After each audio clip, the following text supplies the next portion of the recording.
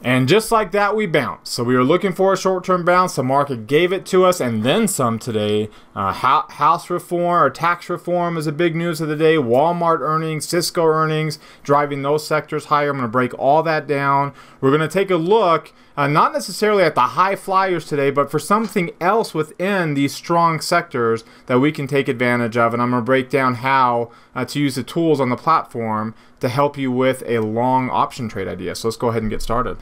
Today is Thursday, November the 16th, 2017. This is the Market Outlook video. My name is David Settle. Thank you very much for watching today. Welcome to those that are watching for the first time. Glad you found us. Welcome back to those that may have been watching me before and now have rediscovered me. So welcome back. Keep watching us. Keep coming back for more day after day. Subscribe to this YouTube channel. Hit that red subscribe button down below the video. Hit the thumbs up. Let me know that you like the video. One click, easy way to do that. Comment down on the video. Scroll down to the bottom. Comment below on anything that stood out to you from today's market outlook. And of course, in the description, remember there's a link there to subscribe to a daily email newsletter that gives you a time-stamped summary of everything we talked about with hyperlinks to get you straight to that segment in the video, as well as a list of bullish and bearish clusters within the S&P 500. You can get that list by subscribing below. Follow me on Twitter. You'll see my handle on the screen, DavidSettle42. While you're there, pinned to the top of my feed is today's Market Outlook tweet. So like that tweet, retweet it. Let me know that you found it useful. Let other people know they should check it out as well. All right, so let's take a look at the S&P 500 with the market forecast tool here, and you see that we bounced today. As we talked about yesterday, we were expecting a short-term bounce because the near-term line dropped below 50. Yes, there was a weak bearish posture. There actually still continues to be a weak bearish posture, but remember, that intermediate line inches up just a little bit. It's right back to being a strong bullish posture just like that because, you know, again, remember, always, we never go from strong bullish to strong bearish. We go from strong bullish to weak bearish back to strong. And we, for that matter too, never go from weak bearish to weak bullish. We go from strong bearish to weak bullish, from strong bullish to weak bearish, back to strong bullish, just like that. All right, so this line goes up because it's so high.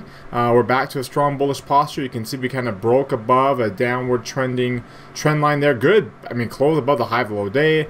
It's a good bounce today. Momentum line got up. It doesn't matter when the posture is bullish, which essentially it is. I mean, when we've got the intermediate line crossing above 50, that's when you kind of start the count of the bullish posture. When it drops, and even if it drops below 80, it's not as significant until you get a drop below 50. So for an example, you can see over here, we had a couple drops. We had a couple drops skip below 80, but really this trend was one big trend after the election last year. Yeah, it slowed down a little bit and formed some weak, but never to change the trend. You notice all these near-term lows were just higher and higher and higher. Well, that's what we got right now. We've got a near-term low now, so I can duplicate this one and throw it right there. I mean, yeah, it's slightly higher than the last one we had, but it's still higher. So, I mean, we had a weak bearish posture, but it wasn't a trend-changing posture. The market sentiment's high. It's coming down a little bit, just almost because it has to. There's only so high it can get, and as I mentioned before, we've only been up this high one other time in the past 20 years on the market sentiment line, at least above 90. So we got a bounce. We expected this bounce. We don't expect it based on how high market sentiment is, based on how long we've been bullish. We don't expect it to go too far up to new highs, if at all. Right, so watch for it to kind of meander in this area, maybe get up to slightly higher highs, in which case we look for divergences that form, especially on like the intermediate line at that point, market sentiment line high. So kind of following, so far we're following the script. We finished the bounce. We were looking for it to kind of finish that near-term pullback. It finished it yesterday, all in one day. We were looking for a bounce. We got a lot of it all in one day today. Instead of spreading it out over more of a slower grind of a few days, we got a lot of it today. So we got a bounce, and now we'll watch to see when this bounce. The market sentiment line, or excuse me, near-term line's above 50. We don't expect it to stay above 50 for the full 7 to 12 days. Don't be surprised, especially after we've had multiple runs and very long runs, longer than average. I wouldn't be surprised if we only get a few days up here above 50, and maybe even not get above 80 before we turn back down. Which, you know, we've seen that before on like the Russell 2000. It did that. You know, got up here, did not get above 80, came back down after only one day above 50. Now we had quite the breakout today. A lot of this is tax reform related, and that impacts small cap stocks more than anything. But again, the momentum line did not get up to an extreme. It didn't get up above 90, got up to 88. It would have been above there, but we didn't finish at the high. Posture is bullish here, but look, it's weekly bullish. So don't read a whole lot into this trend change yet. We're not even above the moving average. So we've had a lot of moves today. In fact, what I kind of think is we've pulled forward a couple of days of bullishness into one day today, and so that also can have an impact on how long this near-term rally lasts. And you know, again, with the expectations that it won't last as long as average. And there's another reason why, because I think we've had a bigger move today than we probably should have, and a lot of it's because we've pulled a lot of this gain forward into today. So, you know, maybe there's like 2 or 3 extra days of a near-term rally, of slow near-term rally, that now turns into one day of a big move. And whether we get another day or two, but probably not the 7 to 12 like you normally would expect. So the long-term view, we still haven't even gotten narrow. So it's like we cannot have a long-term pullback until we bring that momentum line down closer to probably this 25 to 50 area at least. And that won't happen, and because it doesn't tank from tops. It will move up sharply from lows, but it doesn't tank, like you can see here, but it doesn't tank from tops. That strong positive momentum, so, you know, again, it's the fear and greed thing. It will slowly bring it down, and usually we won't, you know, start that process until we start getting arrows. We haven't got many arrows since the election. We've only had twice that we've closed a week below the 50-day moving average, and as of right now, this week isn't going to join that list. And you know, again, we were looking for maybe a month where we would have a negative result for a month, the first time after 12 straight up months. You know, again, you can kind of see, it depends on how we finish the end of the month, but right now this short-term, near-term bounce is keeping us from even getting another arrow.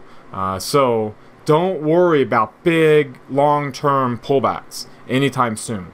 Ride the trend, ride this bullish trend.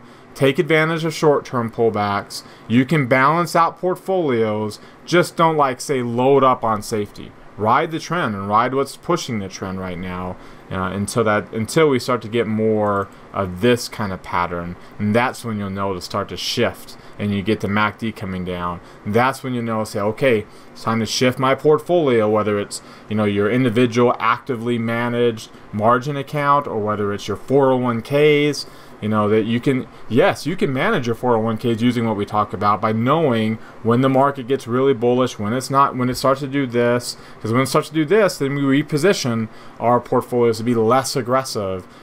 Still bullish, because you can see it still rallied, but just less aggressive. So think about what options you have in those portfolios that aren't so aggressive. And then when you get down into these situations, and when you get the long lower shadows and the VIX is really high, then you can reposition your portfolios again to take advantage and be a little bit more aggressive than normal. Obviously, we're not anywhere close to this right now. Nowhere close to that. So you can see from a 3 green arrow standpoint, we're obviously back up above the moving averages, that we're back above all of the moving averages, the 8 and the 17-day.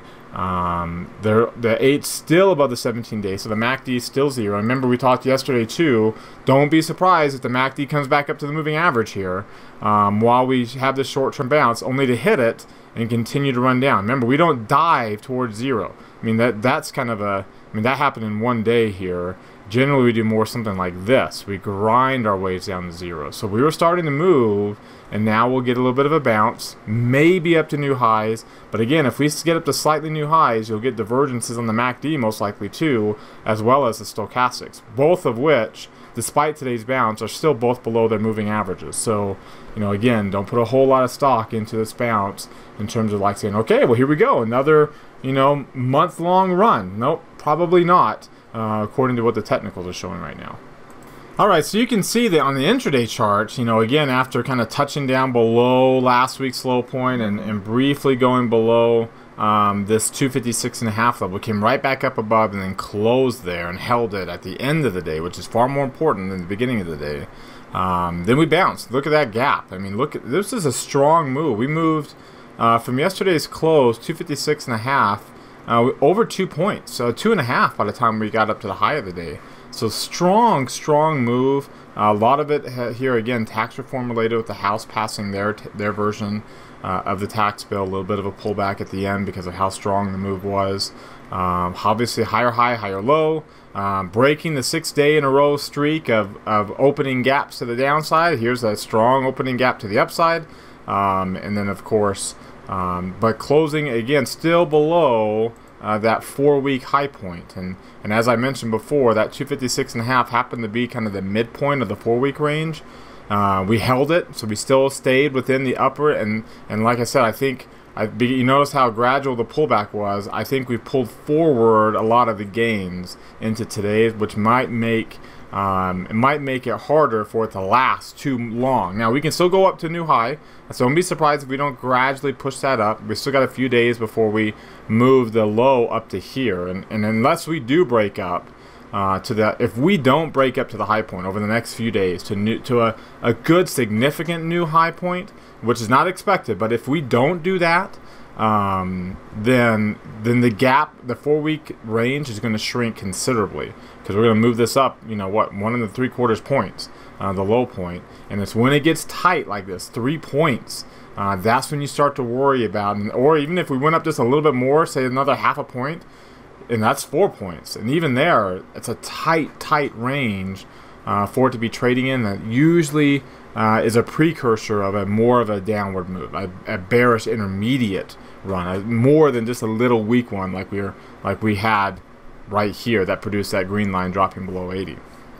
So remember, from a gap range perspective, it's 1.5 points, but you have to include the gap. So we closed at 256.44. The low today, 257.47. So you have to add another point to that. So it's 2.5 points. The volume wasn't very high, so the volume today wasn't higher than what we had yesterday. It was higher than all the rest of these up days, but still, 66 million. I mean, that is, that's relatively high. It's right about at the average, but the 2.5 points is extreme. That's the extreme range. So that's why I don't buy into that bounce too much. It shouldn't be that extreme. We want it could be up in here, but it shouldn't be that extreme because volatility is not high to begin with. I usually get the big extreme upward moves if you have a big extreme downward move. We didn't have a big extreme downward move. It's been more gradual. So this is the outlier move now. Instead of a downward move being an outlier, that's the outlier. That's why I don't buy into it. We can still go up another day or two, maybe even slightly higher highs, but don't look at this as the start of a new multi-month run. Hardly at all. Then you look at the volatility and you can see the VIX.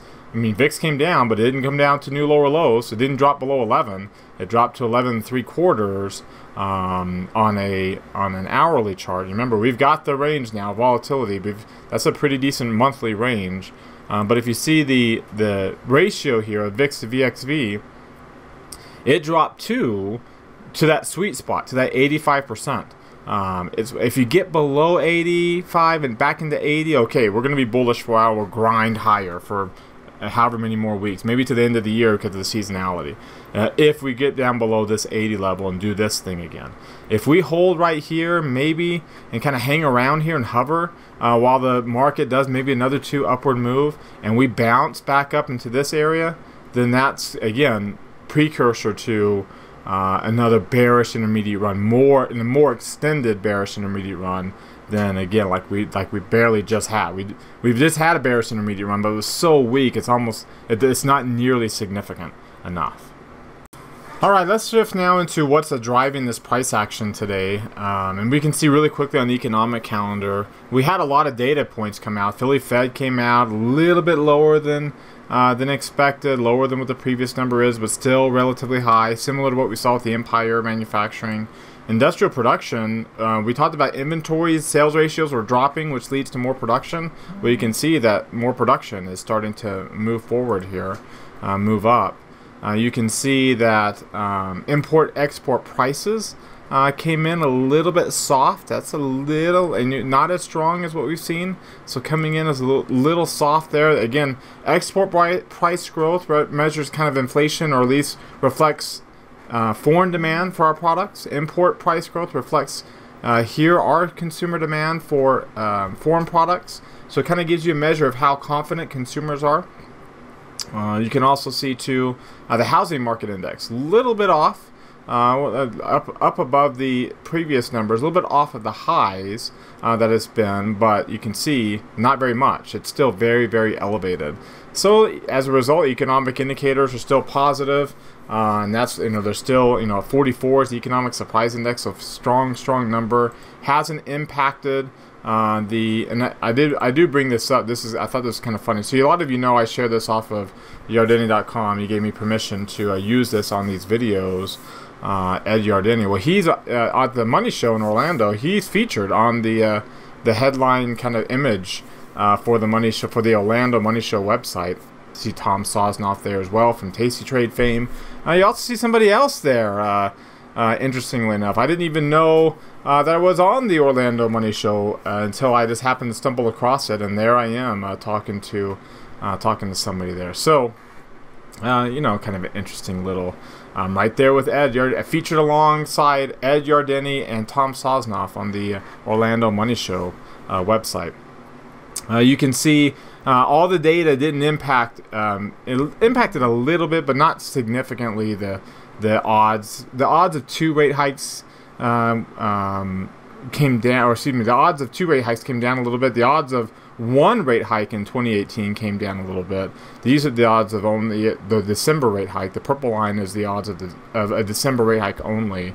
It went up a little bit, but again, not significant. Nothing really too major. From an asset class standpoint, you can see how everything. So the 2 weeks, energy and small was the outlier to the upside. Small caps were the outlier to the downside with international stocks.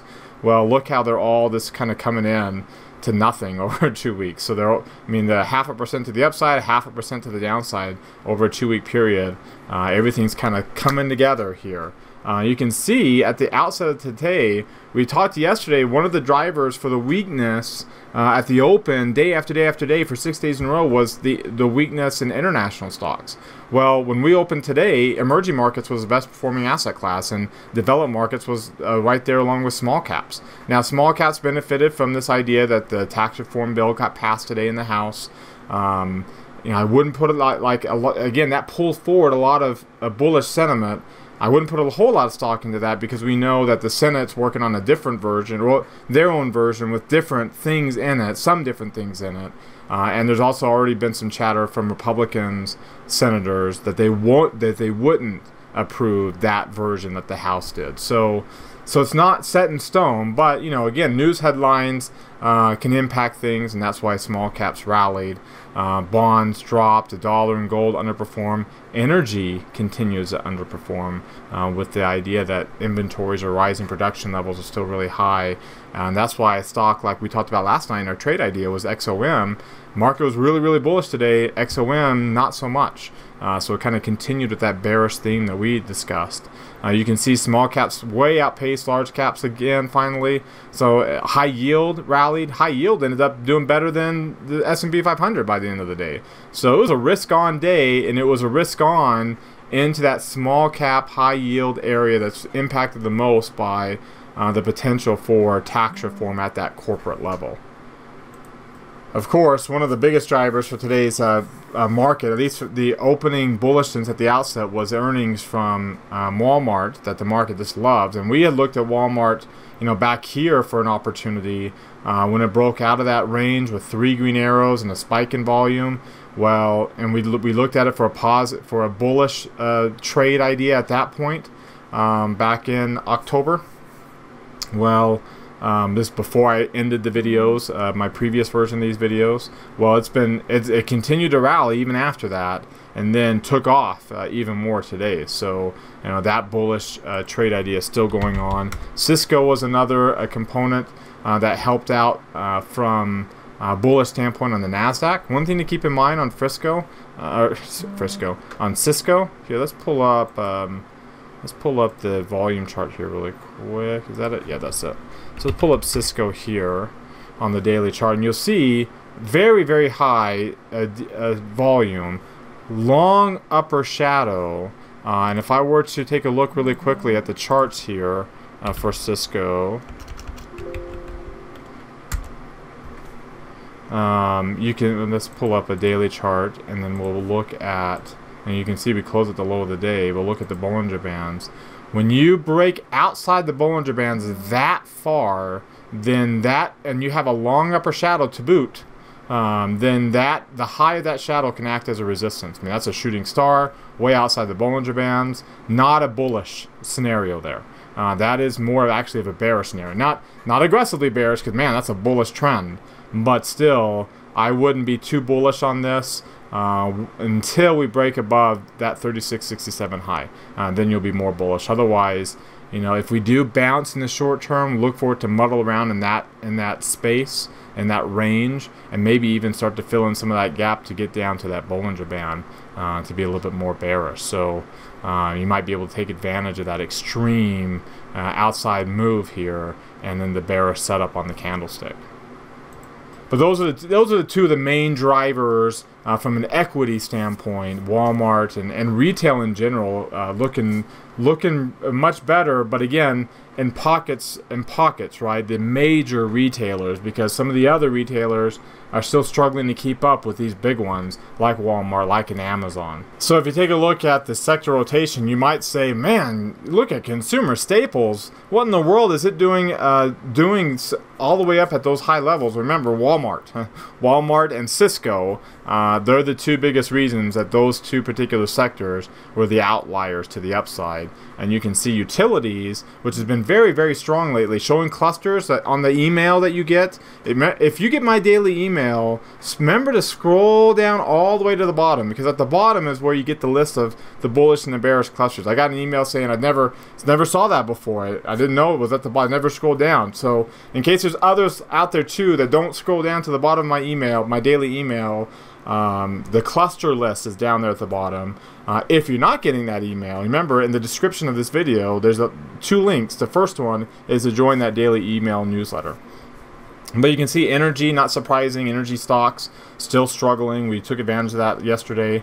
What's interesting to me is, if I were to now come over here and take a look at the 10-year note, jumping up a little bit today, kind of bouncing back up, still that potential of a head and shoulders. You might think, well, man, yields are going back up with these rate hikes, you know, the inflation and tax reform, and well, but the financial sector still lagging behind the broad market. Get up for the day, but lagging behind the broad market. So maybe that's kind of telling us not to put a whole lot of stock in the bounce and that yields, and that head and shoulder pattern might still have more sway, that at least reflect more of a technical setup, the potential for more of a bearish technical setup than what today's bounce would lead you to believe, that we were instead going back up. Alright, so for our application idea of the day, I did want to take a look at another stock in that technology sector that did have a bullish day, already has had its earnings come out, so it did have a bullish day, but not so extreme as what we saw on stocks like Cisco or NTAP, NetApp. And so you can see, here's a stock, Akamai, on a bullish trend. Good, decent volume, a little bit above average, but again, it's on a bullish trend, so we don't need big breakout volume. You can see we've had that situation we talked about with Cisco, where we gapped way out of the earnings and we finished at the low. We came down a little bit more and then resumed the trend. Something Cisco could very easily do because of what today's candle looked like. You know, it's something we could expect. You notice Akamai had a gap down here from this other earnings in May. We came up to it before that earnings here in August or July, came down, got back up to it again, got back up to that gap, broke up. You can see still holding that 55.25 down, but now looking like we're starting to break out a little bit. 3 green arrows, good breakout in volume. You can see the MACD and stochastics in the upper half of their chart above their moving averages, all the moving averages in alignment here. So things are looking good for a bullish trade. So we can say, okay, well, could we get up to around that 60 area and fill in that gap now that we're on this bullish trend? So let's set up a trade here. Let's look at a long call opportunity, because if you notice, the options for Akamai are not very expensive. They're relatively on the cheap side. We don't want to be too aggressive. I mean, it is a strong sector. There is some bullish opportunity here. We can see there's other stocks within the sector that are doing well. So could this, could we have a cheap alternative opportunity to be able to take advantage of something in case we do stay bullish? Because, we don't want to put all our eggs in one basket. We want to be well diversified in our balanced portfolio, looking for good opportunities here and there and being very selective. Well, here's an opportunity, and what we'll do is we'll go out to this January so we don't, so our theta doesn't impact us too much, and we'll look at buying an at-the-money call right now around 55. This spread is a little tight, so we can play around with that spread to try to get the best pricing, or not tight, a little wide, so we can try to play around and get a good pricing on this. So what I'll do is what I did is I set up a buy custom with an OCO bracket, and what that does is it puts my stop order and a target, a limit order. So my target's the limit, my stop order is my get out of town price. I'll set that stop order for 50% of what I paid, and then I set my limit order at double. So now I get a 2-to-1 reward to risk ratio here. We'll set these to good till cancel so they stay in there even after tomorrow or whenever we enter this trade. Okay, so we notice what I like to do on this now is I go to Theo price, make sure I get the Theo price in here, and then I will move this date as forward as I can. I've already done this, but I'll move this date as forward as I can until the Theo price drops down to 115. So in other words, I want to say how long can I stay in this trade before time decay will get me to my stop order. If price and volatility stayed exactly the same, how long can I stay in before time decay alone will get me to my stop order? So I moved the calendar forward until that number there at 50, my 55 strike got to $1.15. That's where my stop order is. And I figured out that date was January the 4th. Now I say, okay, by that date, where do I need the stock to get to offset that time decay for me to get the price up to 460? So you see the price right now at 460 because I moved the stock up $4.28, 59.54. So now with that information, I say, okay, now, and remember 60 is that kind of area of filling in the gap. So that fits what we're looking to do. So now I take that information, knowing where we closed today, knowing where my target is on whatever date, I can throw a chart. On the chart, I can throw a line. This line, it goes from today's close. You can see the data there on the start, and if you draw a line in this edit the properties, you can put the start date and the end date right where you want them to be. So in this case, I've got the line drawn from today's price on today's date to the target price on my target date. So there's my line. So now I can see, okay, are we trading, am I on pace to get to my target by the time? Now if we hit our target before that, then I'll make more money because there won't be as much time decay. If I get to the halfway mark and we're still down here, or even down here, but we haven't had our stop order yet, but we're still kind of meandering around at a slow pace, then that means that we're probably, there's a good chance we're not going to get to our target. So we can take, say cut my position in half, take a small loss in half my position, and then see if the other half can get to my target. So that way, if we do start to tank or we never get there, I don't get to my stop order on my full position. My stop order is always going to be there, but I won't get that on my full position. I'll take a small loss on half my position and let the other half see if it can continue to go. But I only do that if at the halfway mark here, and it looks to be about 12.8, that we are still trading below that pace. Because the line now is my pace that I needed to get to. So again, it's a way for me to be a little bit speculative, a little directional, not too directional. That's not that big of a move. And I've got a way to now see, am I on pace to hit my target or not? And I've got a plan of action in case we are, and I got a plan of action in case we don't. With the stop order there as my worst case scenario in any case, in any scenario. So to summarize, the market continues to be strongly bullish. We got our short-term bounce. We might have gotten too much of a short-term bounce today. We might have pulled a little, some future gains forward into today with that tax reform bill, with the earnings results from Walmart, from Cisco impacting that retail sector, technology kind of leading the way higher again. So if we're going to continue to bounce, we've got a trade idea that will allow us to rise some momentum in that outperforming technology sector, which has been a leader up till now. Pull back with that short-term pullback we had, and if it's going to continue to bounce here, should be a leader going forward based on today's results as well. Again, thank you very much for watching the Market Outlook video today. Come back again tomorrow. We'll break down the tomorrows. We'll continue to see what's driving this action, where there's opportunity, and teach you how to take advantage of that. Again, like the video today, comment down below. If you haven't already, subscribe to my YouTube channel, follow me on Twitter, like and retweet today's market forecast tweet there as well. Again, thank you. Have a great evening, everybody. We'll see you all tomorrow.